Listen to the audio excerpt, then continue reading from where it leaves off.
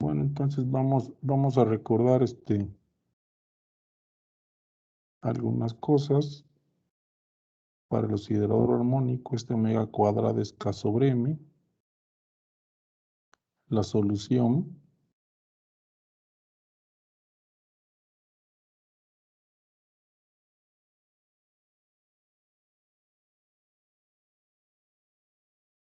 estaba de esta manera.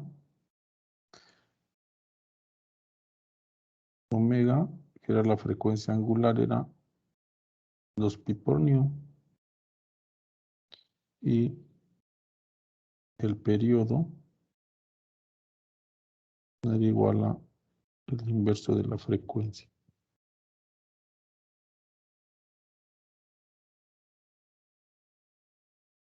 Y de igual manera, combinando estas dos, podemos obtener que la frecuencia es igual a 1 sobre 2pi por la raíz cuadrada de K sobre M. Entonces, prácticamente, pues se puede obtener todo, ¿no? O sea, con esto, prácticamente tenemos todo, ¿no? Es poco lo que hay que memorizar, como que es de manera natural, ¿no? Entonces, déjenme coloco las dos pantallas.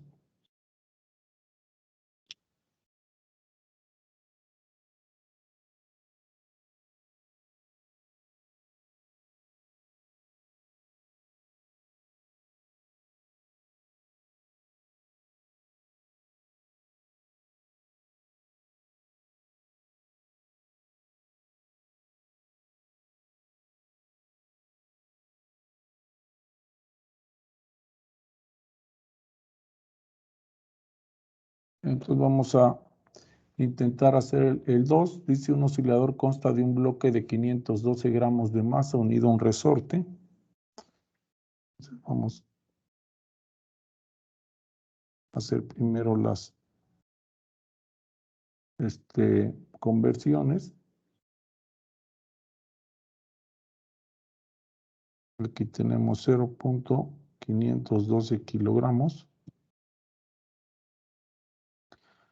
Cuando es puesto en oscilación con una amplitud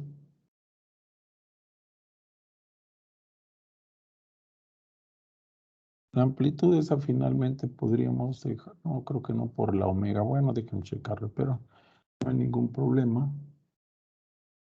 Si lo convertimos a metros, ¿verdad? Sería 0.347 metros.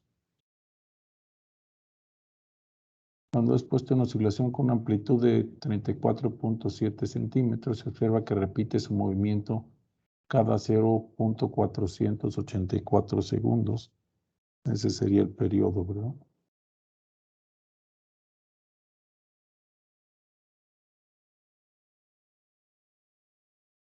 Hay inciso A, el periodo. Bueno, pues entonces ya el periodo ahí está.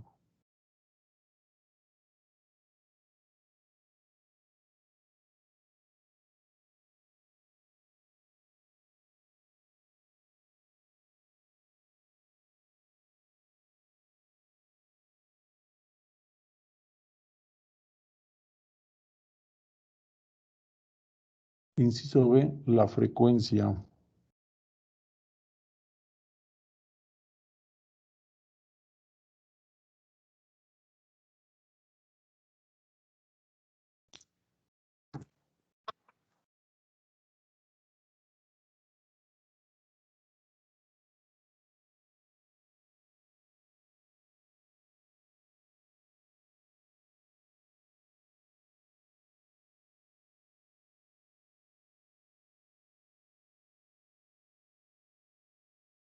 Acuérdense que estos son las inversas del segundo, ¿verdad? Son hertz. Nada más lo pongo ahí para recordarlo, ¿no? Inciso C, la frecuencia angular.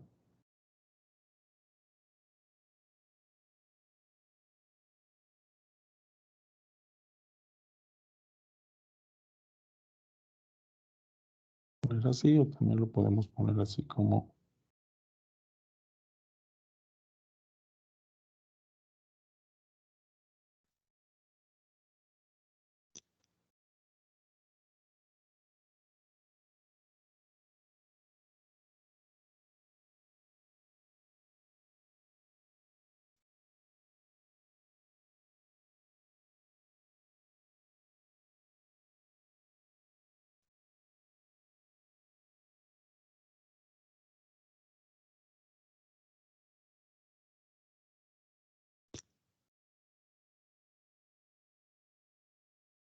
esta está dada en radianes por segundo.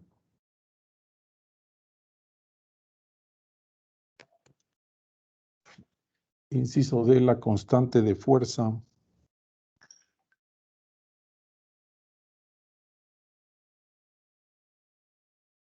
Entonces podemos tomar de omega cuadrada de esta igual a K sobre M. Ya conocemos omega, y conocemos la M, entonces de ahí podemos calcular K, ¿verdad?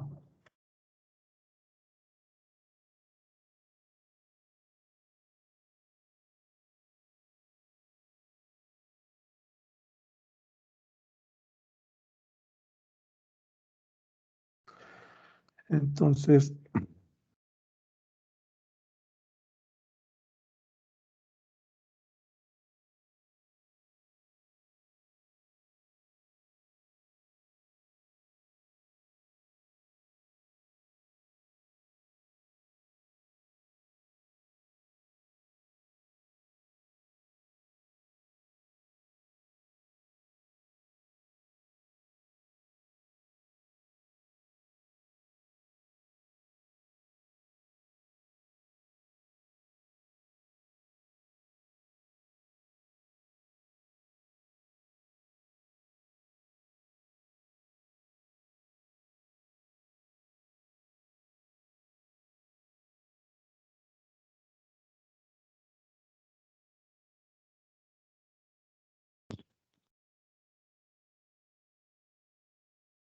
vayan checando los cálculos,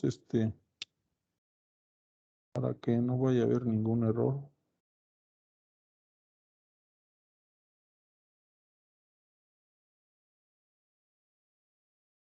Bueno, entonces déjenme, aquí le voy a poner mejor unidades para que no haya problema,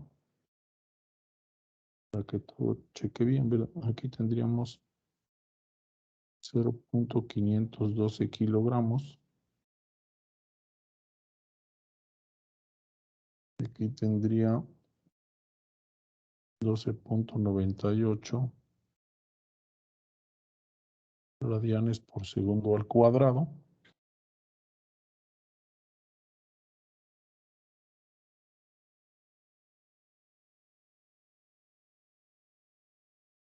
Y entonces esto se supone que debe dar 86.26. Y esto debe ser Newton. Y ahorita vamos a checar las unidades. Realmente aquí esto nos daría kilogramo sobre segundo cuadrado, ¿no?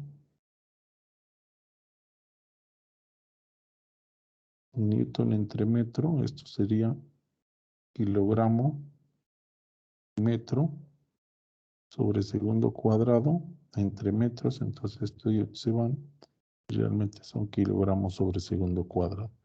Entonces estas, ¿verdad? Son equivalentes, quiere decir que las unidades son correctas.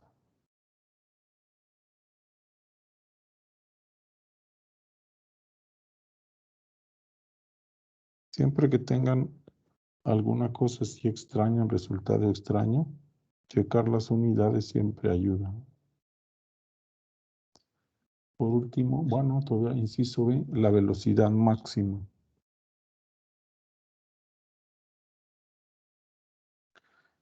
Entonces, la velocidad máxima es omega xm, que lo obtenemos derivando aquí con respecto al tiempo. Aquí me va a dar un seno, entonces el omega pasa acá, ¿verdad? Omega xm. Y el valor máximo del seno es 1, entonces va a ser omega xm.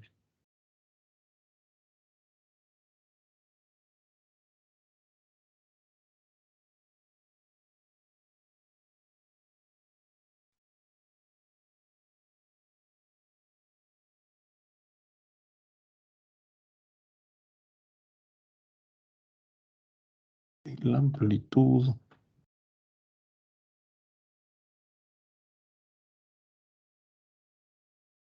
0.347 metros.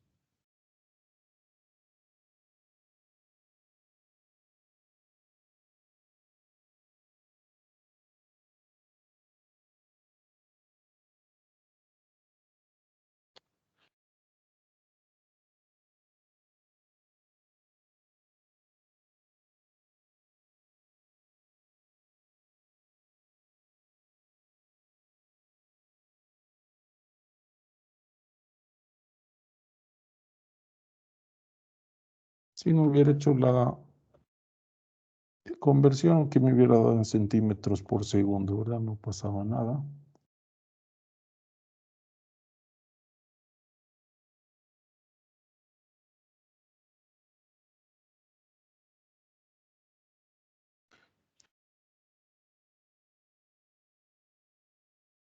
El inciso F sería la fuerza máxima. Entonces, esta fuerza máxima es igual a la masa por la aceleración máxima. Y la aceleración máxima es omega cuadrada xm, ¿no?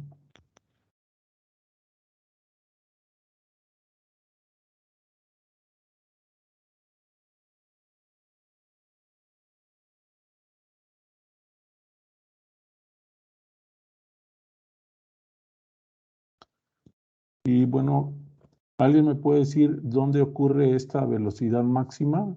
Esta que tenemos así, 4.5 metros por segundo.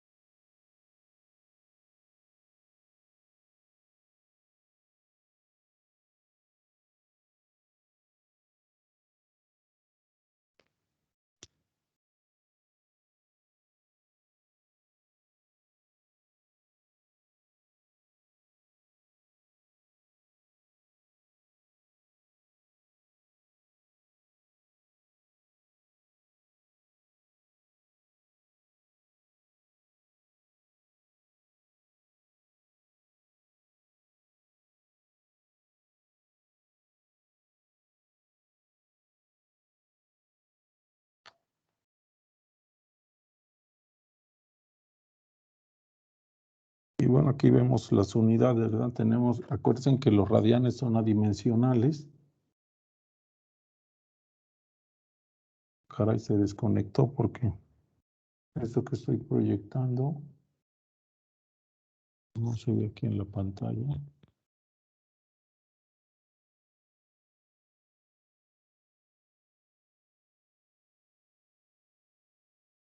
Ahora sí. Aquí tenemos kilogramo, metro sobre segundo cuadrado, que son newton, ¿verdad? Y bueno, también esta fuerza máxima en qué sitio ocurre, igual que, bueno, pregunté sobre la velocidad máxima.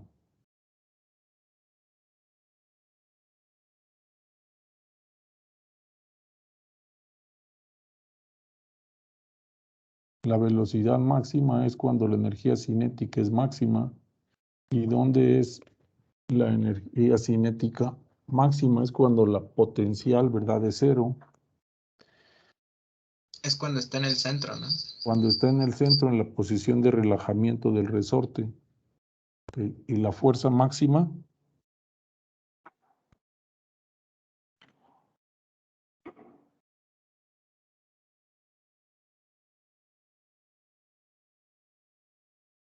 En los extremos. La fuerza máxima es en los extremos, ¿verdad? Este es cuando el resorte más se estira, ¿verdad? A mayor estiramiento, mayor fuerza. Ok.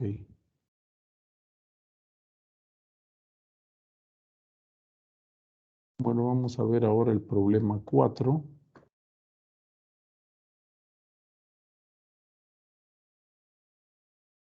Bueno, no sé si hay preguntas aquí.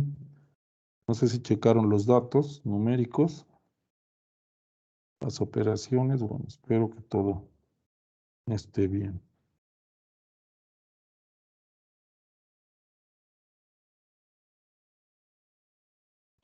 Un altoparlante produce un sonido musical por medio de la oscilación de un diafragma. Si la amplitud de la oscilación está limitada, vamos a ver aquí, amplitud a 1.2 por 10 a la menos 3 milímetros. O sea, esto sería 1.2 por 10 a la menos 6 metros, ¿verdad? Porque esto es una milésima, 1.2, ¿verdad? Y esto son milésimas de milímetro. ¿Qué frecuencias darán por resultado que la aceleración del diafragma exceda de G? Entonces vamos a considerar aquí a G. Entonces habíamos visto en el otro caso, ¿verdad? Que la aceleración máxima era omega cuadrada xm, ¿no?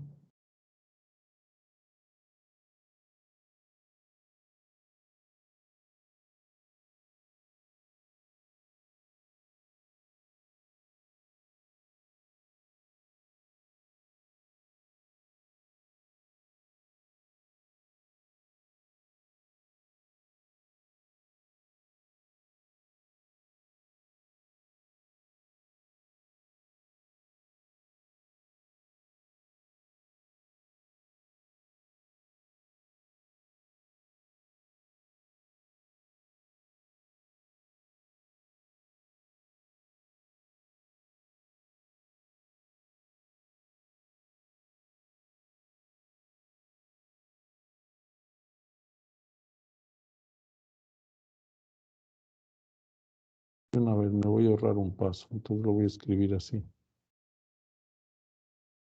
4 pi cuadrada, nu cuadrada es igual a G sobre xm.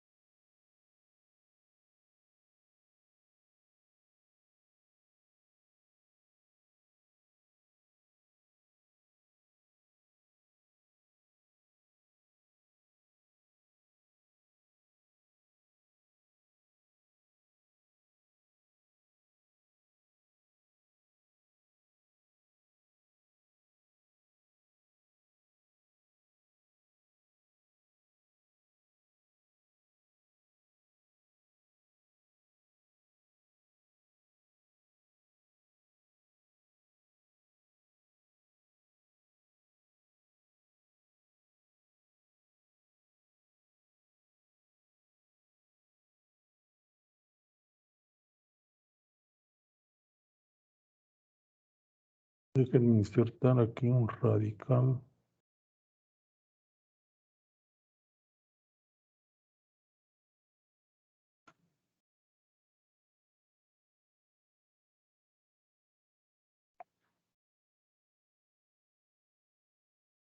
Ya tengo la raíz cuadrada de ese cociente entre 2 por pi.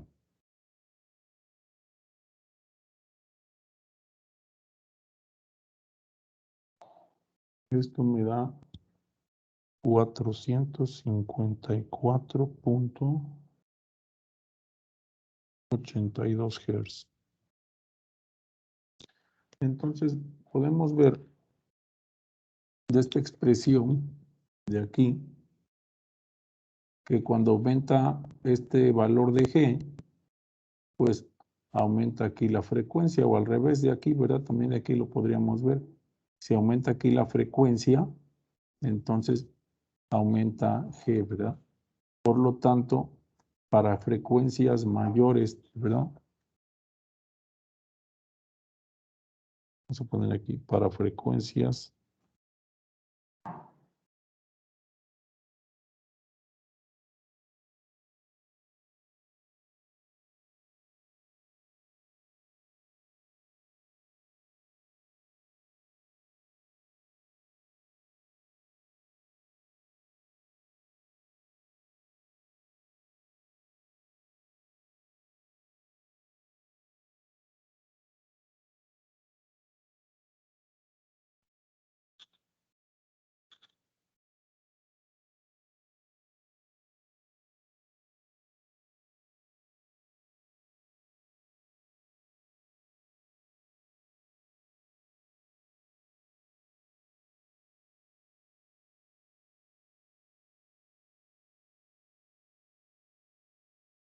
ahí está, ¿verdad? Aquí podemos ver claramente, ¿verdad? Que las unidades son de frecuencia, se cancelan los metros. Dentro del radical me queda 1 sobre c cuadrada. Al extraer la raíz me queda 1 sobre c, que estos son Hz, ¿verdad?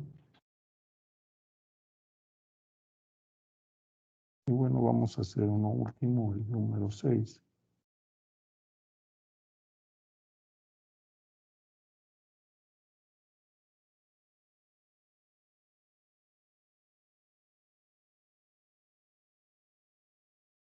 En una rasuradora eléctrica, la hoja se mueve de un lado a otro sobre una distancia de 2 milímetros. Entonces,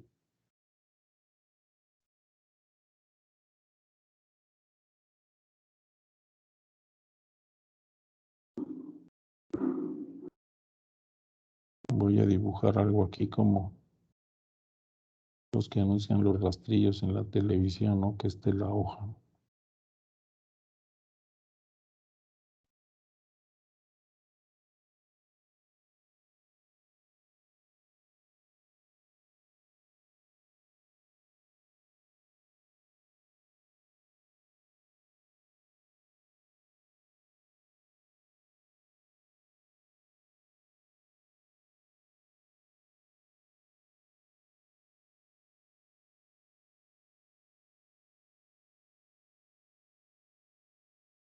Entonces la hoja se va a estar moviendo de un sentido a otro. Y entonces dicen que es de aquí, ¿verdad? Se va a mover desde aquí hasta acá. Va a estar oscilando esos 2 milímetros. El movimiento es armónico simple con una frecuencia de 120 Hz.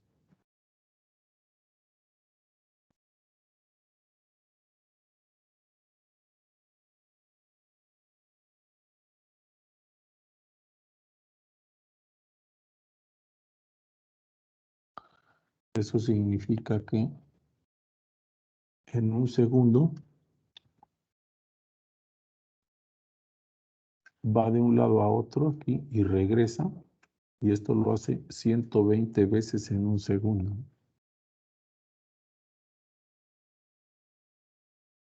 Hay, inciso A, la amplitud. Inciso B, la velocidad máxima de la hoja. Inciso C, la aceleración máxima de la hoja.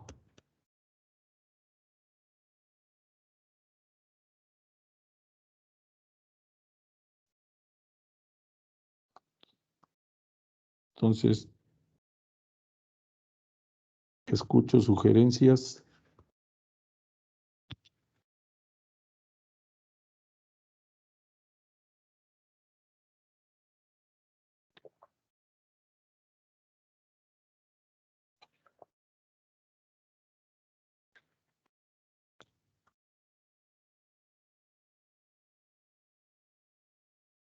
O sea, el problema está aclarando aquí que el movimiento, ¿verdad?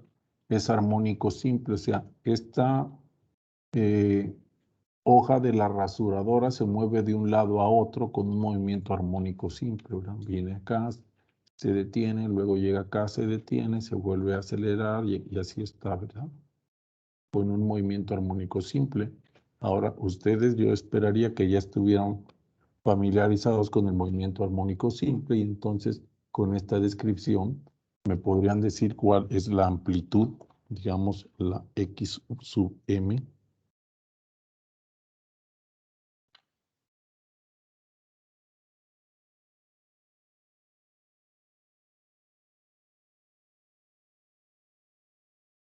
Bueno, entonces imagínense que no es una hoja porque dice aquí que se mueve como un movimiento armónico simple, ¿verdad?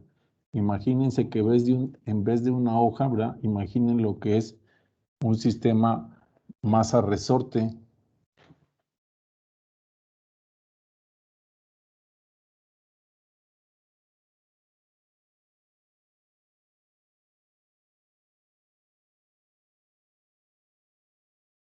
Entonces un sistema masa-resorte que se está moviendo de este lado a este, ¿verdad? De este lado a este, de este lado a este, de este lado a este. ¿Cuál sería su amplitud?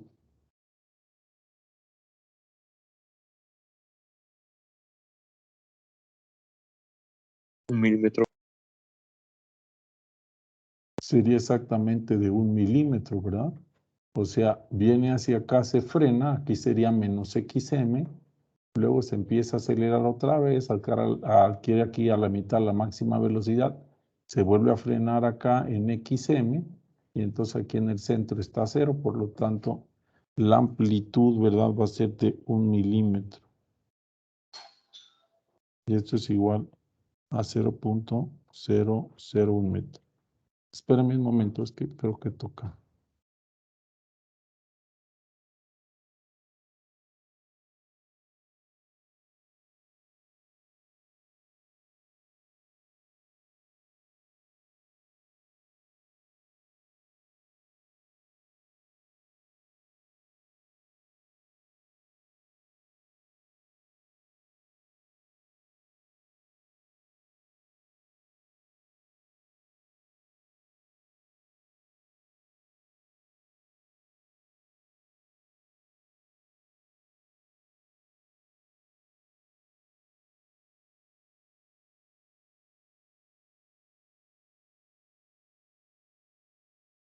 Ya estoy de regreso.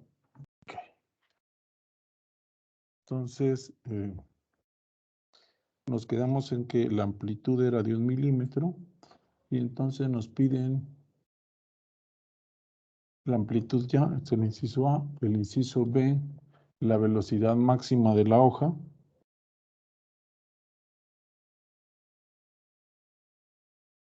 Esa ya vimos que era omega XM. Y esta omega era 2pi por nu, ¿verdad?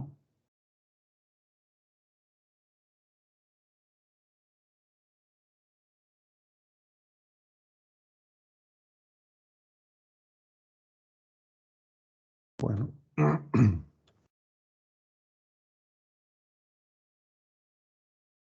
Entonces tendría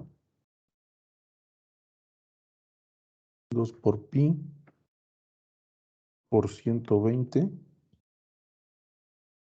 por 0.001.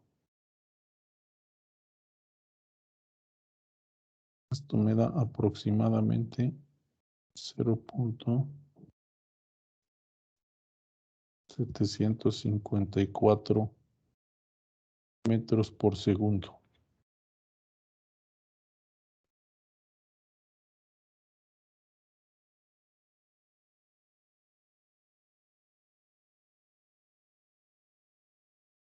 Aquí la amplitud, esta amplitud está en metros y aquí está la frecuencia, ¿verdad? Que es 1 sobre segundo. Entonces, metros sobre segundos, el 2pi es adicional, ¿verdad? Pero no adimensional, no tiene dimensiones. Y ahora el inciso C dice la aceleración máxima, ¿no?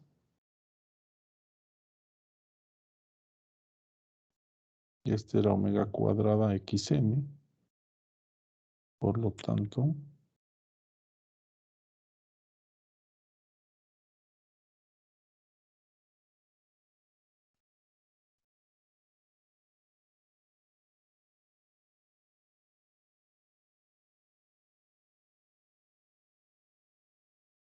entonces el resultado de arriba tengo que multiplicarlo por 2pi y por nu nuevamente, ¿verdad?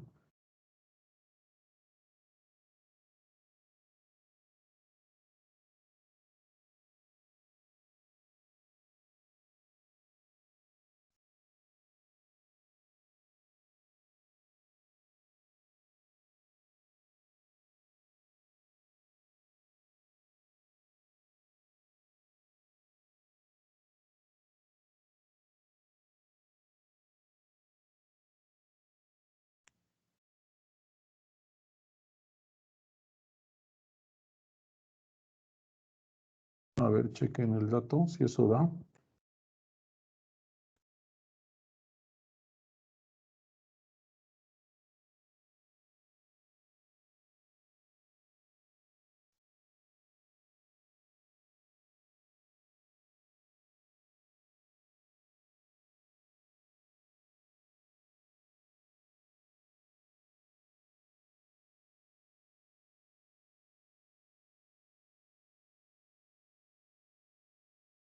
Me dio lo mismo. Ok, sí, yo lo revisé, volví a hacer la operación, ¿verdad? Ok. Bueno, entonces dejamos estos problemas por un momento y nos regresamos ahora a la teoría. Bueno, no sé si hay preguntas.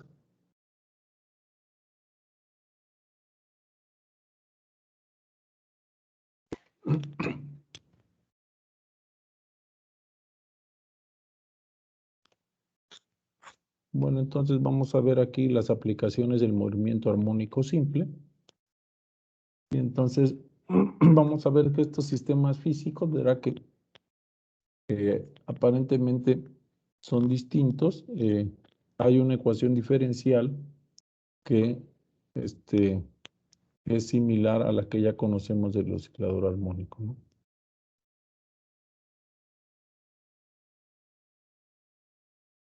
Dice el oscilador de torsión. La figura 9 muestra un disco suspendido de un alambre o flecha unido al centro de masa del disco. El alambre está perfectamente fijo a un soporte sólido o abrazadera. Entonces, este de aquí, ¿verdad? Ese es un oscilador de torsión o también le llaman péndulo de torsión. Aquí está el alambre fijo en este extremo y aquí está colocado en el centro de masa del disco, ¿verdad? De tal manera que el disco no esté cabeceando, ¿verdad? Hacia allá, de un lado hacia otro. Entonces, en principio, ¿verdad? Va a quedar de manera horizontal el disco. Entonces, con el disco en equilibrio, trazamos una línea radial desde su centro a un punto P en su borde, esta línea que está aquí.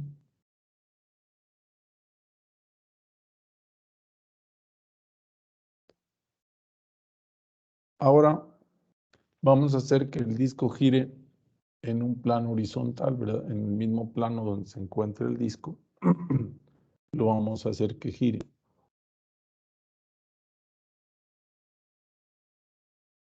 Y entonces esta línea OP, ¿verdad?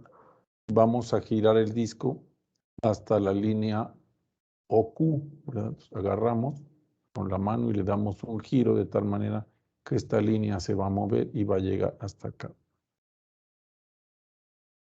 El alambre retorcido ejercerá una torca de restitución sobre el disco que tiende a regresar a la línea de referencia a su posición de equilibrio.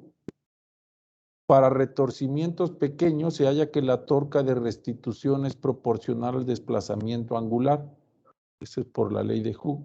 Es decir, la torca, ¿verdad?, que implementa el alambre es proporcional a este ángulo. Y dice que para ángulos pequeños, ¿verdad? Porque si llega alguien con unas manitas como las que ya conocemos de varias gentes, ya que le da una torcida fuerte y desgracia todo el alambre, pues ya jamás va a volver a oscilar, ¿verdad? Por eso las oscilaciones deben ser pequeñas, ¿no? Y entonces aquí agregan la letra griega, esta es una letra griega kappa, digamos, para no confundirla con la del resorte, pero realmente tiene la misma función, ¿verdad? Entonces, depende esta constante K, depende de las propiedades que tiene el alambre, puede ser el material, el grosor, muchas otras cosas, ¿verdad? Y se denomina constante de torsión. Y otra vez el signo opuesto, al igual, ¿verdad?, que en el caso del resorte, cuando giramos hacia allá, hacia la derecha, entonces la fuerza de restitución lo jala hacia la izquierda y viceversa, ¿no? Si lo movemos hacia la izquierda, la fuerza de restitución lo jala hacia la derecha.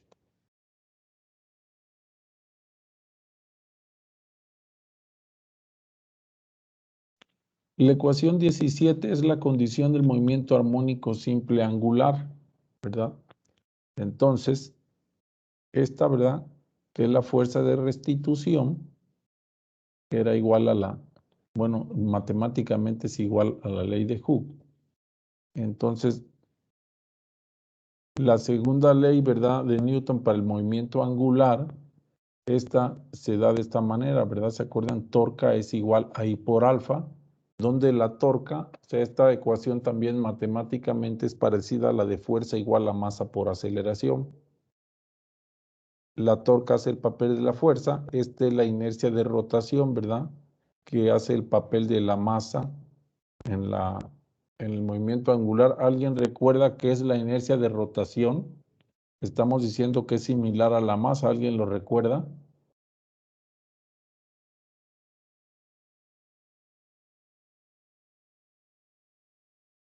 Era la suma de las masas por el radio al cuadrado, algo así me parece. Ok, era una integral, una sumatoria, pero físicamente, ¿qué nos representa? ¿Se acuerdan?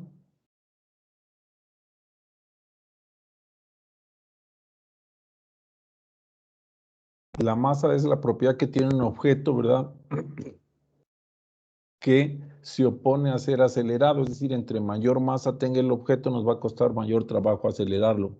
La inercia de rotación es similar, ¿verdad?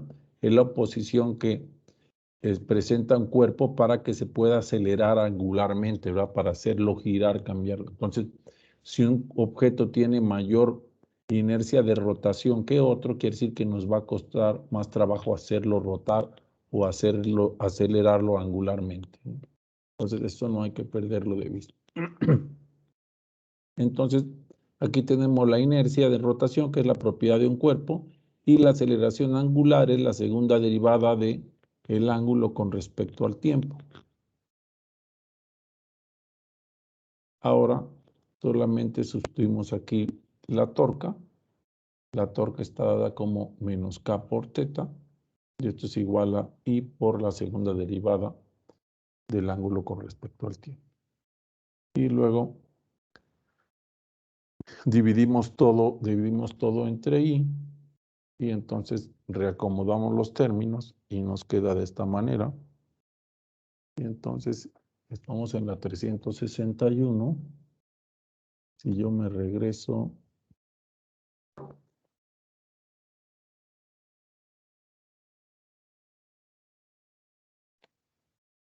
a esta, se dan cuenta que matemáticamente es exactamente igual, ¿verdad? Aquí tenemos una X, bueno, allá tenemos un ángulo, ¿verdad? Pero tenemos segunda derivada del ángulo y aquí tenemos el ángulo. Aquí tenemos K sobre M y allá tenemos la constante de torsión entre la inercia de rotación. Me regreso a la página donde estamos. Aquí hay un signo menos, que también está allá el signo menos, ¿verdad?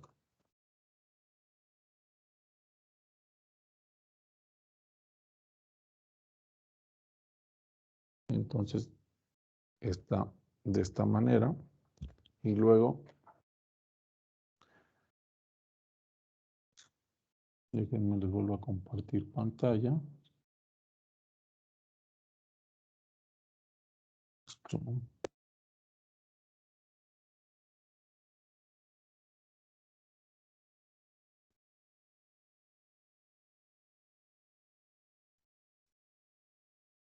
Y esa ecuación la puedo poner exactamente igual que esta, ¿verdad? Si la escribo aquí, entonces omega cuadrada. No, esto es de cálculo, esto no.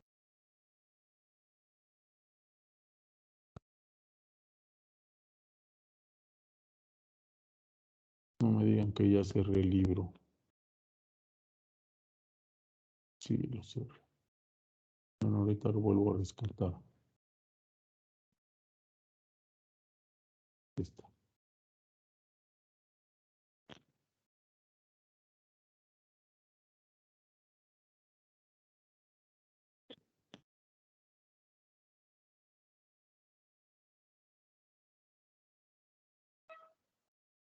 Entonces, si yo escribo la ecuación esta de esta forma, entonces me voy a dar cuenta que omega cuadrada, la frecuencia angular, no va a ser otra cosa más que la constante de torsión entre la inercia de rotación y aún más, ¿verdad?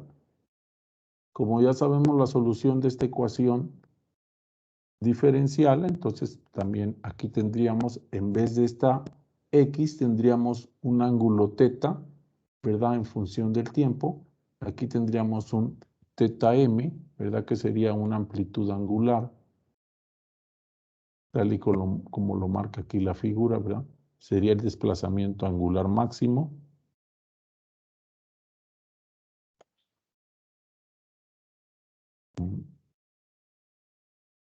Este xm, la omega, ya dijimos, ¿verdad? Que omega cuadrada sería k sobre i, entonces omega, bueno, sería la raíz cuadrada de k sobre i. Tenemos el tiempo y vamos a tener una constante de fase. Y bueno, aquí se nota el parecido entre la ecuación 19 para el movimiento armónico simple angular y la ecuación 5 para el movimiento armónico simple lineal.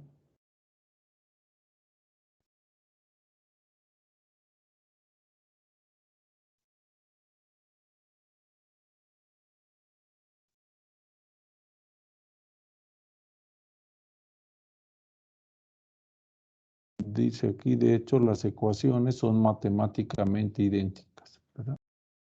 Y bueno, creo que todo lo que dije está aquí expresado. Esta teta es igual a teta m coseno de omega t más phi. Teta m es el desplazamiento angular máximo, es decir, la amplitud de la oscilación angular. Nótese que aquí W significa aquí la frecuencia angular, no la velocidad angular. Claro, aquí hace la comparación porque cuando se vio movimiento, de omega era de teta con respecto al tiempo, entonces aquí no, aquí omega se refiere a la frecuencia angular. Y bueno, aquí haciendo analogía con todo lo que tenemos, bueno, con todo lo que tenemos ya el movimiento armónico simple, entonces este sería el periodo.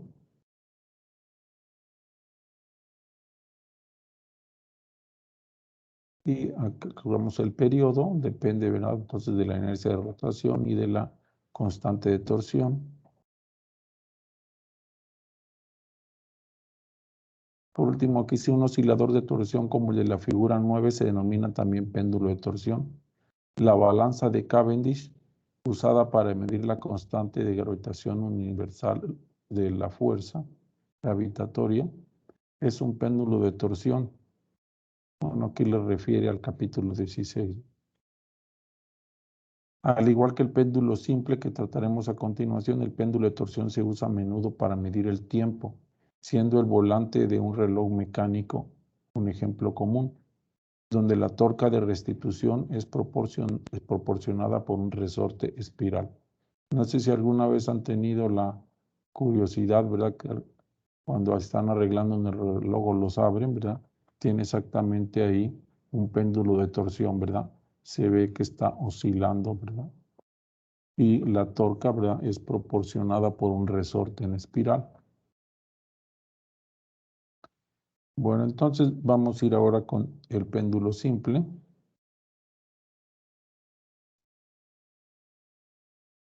Un péndulo simple es un cuerpo idealizado que de una parte, bueno, esto ya no creo que no tengo muchas cosas que saber a todo el mundo lo que es un péndulo simple, ¿verdad? Agarramos una cuerda, le colgamos una masa en el extremo, fijamos el otro extremo y entonces lo dejamos en equilibrio y luego lo sacamos de su posición de equilibrio y lo dejamos que oscile. Entonces vamos a ver nada más cómo se describe el péndulo que tienen aquí. La longitud va a ser L, la masa M.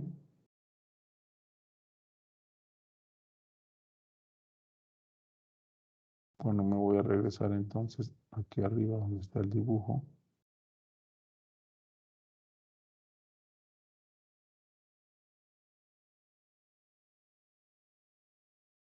Entonces aquí tenemos aquí la tensión y entonces aquí tengo la componente del peso. La componente del peso va a ser una que es tangencial, que va a estar dada como eje seno de teta, y la otra va a ser perpendicular a esa tangente, ¿verdad? Entonces tenemos aquí, este sería mg seno de teta y este sería mg coseno de teta. En principio, ¿verdad? Sobre esta línea, la tensión está equilibrada con la componente del peso y solamente la aceleración que se provoca sobre esta línea, ¿verdad? Que es una línea de una circunferencia, es provocada por la componente esta del peso. Entonces me voy a regresar para ver las particularidades de la descripción y ya luego me regreso. Las fuerzas que actúan sobre M son el peso mg y la tensión T en el cordón. El movimiento tendrá lugar a lo largo de un arco de círculo de radio L y por lo tanto elegimos a los ejes tangentes al círculo y a lo largo del radio. El peso mg se descompone en una componente radial de magnitud mg coseno de teta y una componente tangencial de magnitud mg seno de teta. Las componentes radiales de las fuerzas suministran la aceleración centrípeta. Ok, entonces yo había dicho mal, ¿verdad? No están en equilibrio, sino que hay una aceleración centrípeta, ¿verdad? Lo que hace que este movimiento se dé en un círculo, ¿verdad? En una circunferencia. Es lo que hice aquí, ¿no? La fuerza centrípeta necesaria para mantener a la partícula moviéndose en un arco circular. La componente tangencial es la fuerza de restitución que actúa sobre la masa y tiende a regresar a la posición de equilibrio. De aquí que la fuerza de restitución está dada de esta manera. Entonces me voy a regresar al dibujo. Si lo ponemos aquí, verá que sería la posición de equilibrio. Y si lo movemos, entonces aparece esta componente del peso que mueve a la partícula hacia la izquierda. Si yo hiciera un dibujo simétrico a este, ¿verdad? En el otro lado, entonces la componente del peso sería hacia la derecha. Entonces, una vez que pasa por la posición de equilibrio, la componente del peso, aquí va por inercia con una velocidad, después la componente del peso empieza a crecer, a crecer, a crecer, hasta que tiene un valor máximo aquí, se frena y luego otra vez vuelve a aumentar la velocidad máxima aquí y otra vez empieza. A partir de aquí, cuando pasa al lado derecho, la componente del peso que va hacia la izquierda, entonces otra vez la vuelve a frenar y en ausencia de fuerzas disipativas, entonces estaría ahí oscilando. Entonces, esta sería la fuerza de restitución y otra vez, ¿verdad? Va a tener un signo menos porque cuando se mueve hacia la derecha en el ángulo, entonces la fuerza es a la izquierda y cuando el ángulo es a la izquierda, la fuerza es hacia la derecha. Entonces, aquí tenemos. Entonces, aquí lo que sí podemos notar, ¿verdad? Es que la fuerza de restitución no es proporcional al ángulo, como en los otros casos, sino al seno de teta. Por lo tanto, el movimiento armónico resultante no es, bueno, el movimiento armónico resultante no es armónico simple. Pero bueno, entonces aquí viene la intuición del físico, ¿verdad? Para ángulos muy pequeños, para estos ángulos teta en radianes, ¿sí? El seno de teta es aproximadamente igual a teta. Por ejemplo, si teta es igual a 5 grados, que son 0.087 radianes, lo voy a hacer aquí. Déjenme recordar, creo que había cambiado la calculadora a radianes, lo voy a checar. Sí, lo tengo en radianes. Entonces, voy a calcular el seno de 0.0. Bueno, pero no creo que esta, déjenme ver la de acá. Sí, esto también lo podemos hacer aquí.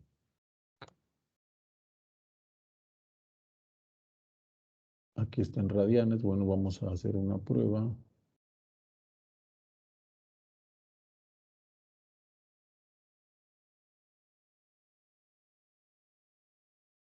Seno de pi, por ejemplo. Pero esta no es lógica, entonces le aplicamos seno ahorita.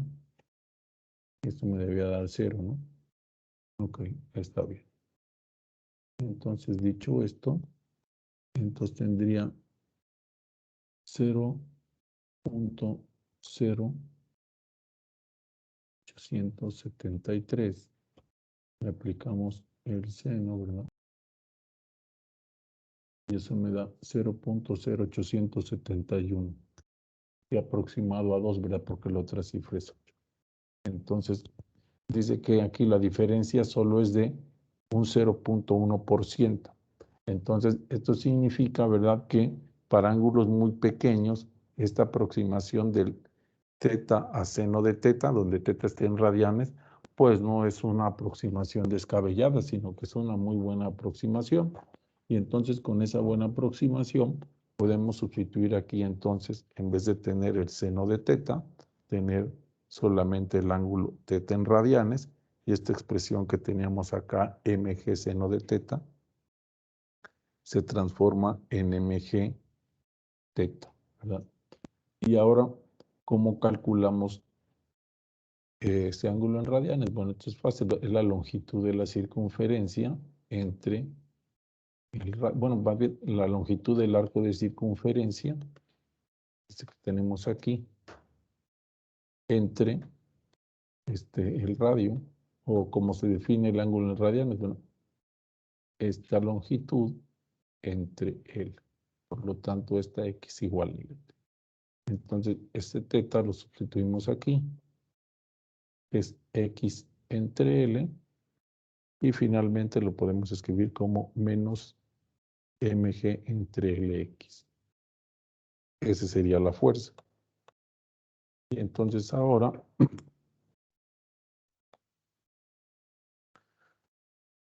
pues podemos ver aquí, ¿verdad?, que para desplazamientos pequeños la fuerza de restitución es proporcional al desplazamiento.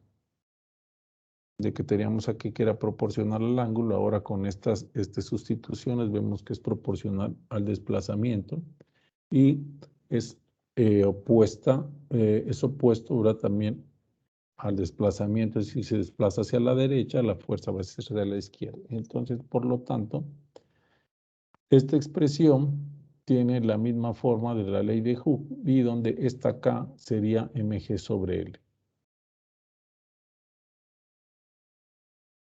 Y bueno, aquí viene algún trabajito para ustedes y compruebe que las dimensiones de K y de mg entre L son las mismas.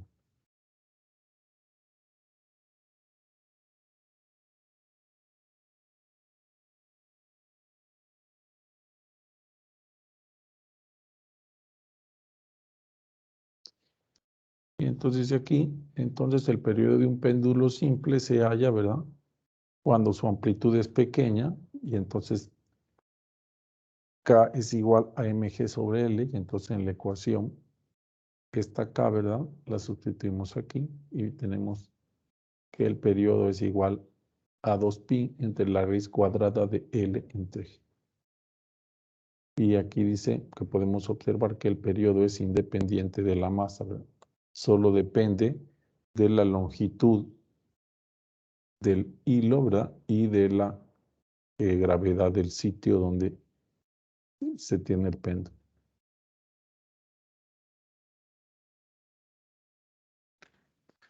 Y bueno, aquí hay alguna observación. Dice que cuando la amplitud de la oscilación no es pequeña, puede mostrarse que la ecuación general del periodo está de esta manera, ¿verdad? Donde θm es el desplazamiento angular máximo. Obsérvese que T aumenta cuando la amplitud crece. Entonces, aquí, ¿verdad? Ya va a haber cosas extrañas, ¿no? Los términos sucesivos de la serie infinita se vuelven cada vez más pequeños y el periodo puede calcularse al grado de precisión deseado, tomando los términos suficientes. Dice que cuando θ es igual a 15 grados, el periodo real difiere del dado por la ecuación 24 en menos del 0.5%.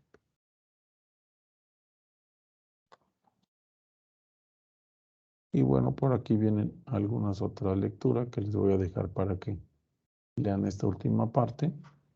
Y todavía creo que hay otros ejemplos. Creo que viene el péndulo físico. Ajá.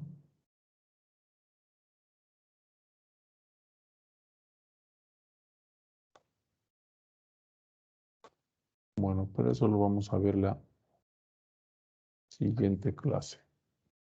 Entonces, nos vemos el viernes. El viernes es a las 10, ¿verdad? Porque si no, luego me ando confundiendo. Ahorita lo vemos.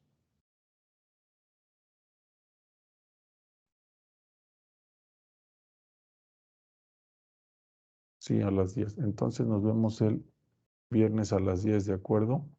Déjenme bajar una lista de asistencia antes de que se vayan.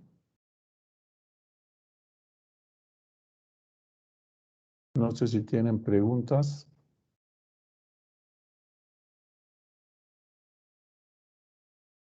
No hay preguntas. Ok. Bueno, entonces pónganse a repasar lo visto, hagan unos problemas más y nos vemos el viernes. Cuídense.